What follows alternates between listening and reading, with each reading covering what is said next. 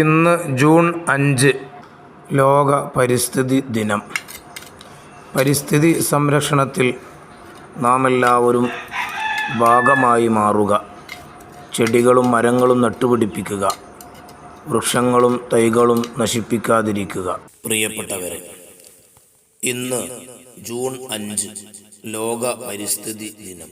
വൈവിധ്യമാർന്ന ജന്തുജാലങ്ങളും സസ്യങ്ങളും ഭൂപ്രകൃതിയുമെല്ലാം അടങ്ങിയതാണ് നമ്മുടെ പരിസ്ഥിതി. നമുക്ക് ചുറ്റുമുള്ള കുളവും വയലും നദിയും പുൽത്തകിടുകളും വനങ്ങളുമെല്ലാം വിവിധ ജീവികളുടെ ആവാസ കേന്ദ്രങ്ങളാണ്. പരിസ്ഥിതിയിലെ ഘടകങ്ങളെല്ലാം പരസ്പരം ബന്ധപ്പെട്ടാണ് കിടക്കുന്നത്. ഈ പരസ്പര ബന്ധമാണ് പ്രകൃതിയുടെ സന്തുലിതാവസ്ഥ നിലനിർത്തുന്നത്. എല്ലാ ജീവജാലങ്ങളുടെയും നിലനിൽപ്പിനു വേണ്ട വിഭവങ്ങൾ പ്രകൃതിയിൽ നിന്ന് തന്നെ ലഭിക്കുന്നത്. പ്രകൃതിയോടും പരിസ്ഥിതിയോടും നമുക്കുള്ള സ്നേഹവും പരിചരണവുമാണ് നമ്മുടെ ആവാസ വ്യവസ്ഥയുടെ സുസ്ഥിതിയുടെ ആധാരം. ബുദ്ധിയും വിവേകവുമുള്ള ഏകജീവിയാണ് മനുഷ്യൻ.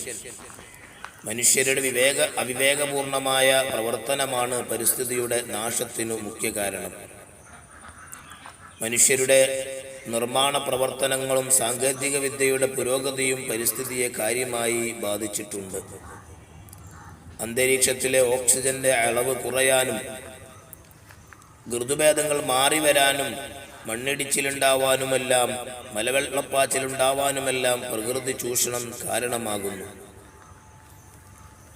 പരിശുദ്ധ ഇസ്ലാം പരിസ്ഥിതിക്ക് വളരെ പ്രാധാന്യം നൽകിയിട്ടുണ്ട്. കൃഷിക്ക് പ്രോത്സാഹനം നൽകുന്ന നിരവധി ഹദീസുകൾ, നബിവചനങ്ങൾ കാണാൻ കഴിയും. വൃക്ഷങ്ങളും ചെടികളും നട്ടുപിടിപ്പിക്കുന്നതിന് പ്രതിഫലമുണ്ടെന്നും അതിൽ നിന്ന് കായ്ക്കനികൾ മറ്റു ജീവികൾ കഴിച്ചാൽ അതിന് വേറെയും പ്രതിഫലമുണ്ടെന്നും ഇസ്ലാം പറയുന്നുണ്ട്. വൃക്ഷലതാദികൾ നട്ടുപിടിപ്പിക്കുന്നതിൻ്റെ പ്രാധാന്യം അറിയിക്കുന്ന നിരവധി ഹദീസുകളുണ്ട്. അന്ത്യനാൾ സംഭവിക്കാനിരിക്കെ നിങ്ങളുടെ കയ്യിൽ ഒരു തൈ ഉണ്ടെങ്കിൽ അത് നടുക. പരിശുദ്ധ ഇസ്ലാം മുത്തനബി സല്ലല്ലാഹു അലൈഹി വസല്ലമ തങ്ങൾ വളരെയധികം പ്രകൃതിയെ സ്നേഹിച്ച മഹത് വ്യക്തിത്വമാണ്.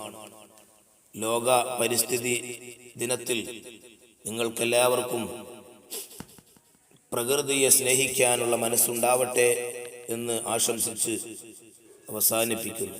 നല്ല ഇനം പഴച്ചെടികൾക്കും പൂച്ചെടികൾക്കും സന്ദർശിക്കുക Jannath farm garden perfumes. Thrissur Kozhikode റൂട്ടിൽ ചങ്ങരംകുളത്തിൻ്റെയും ഇടപ്പാളിൻ്റെയും ഇടയിൽ പന്താവൂർ.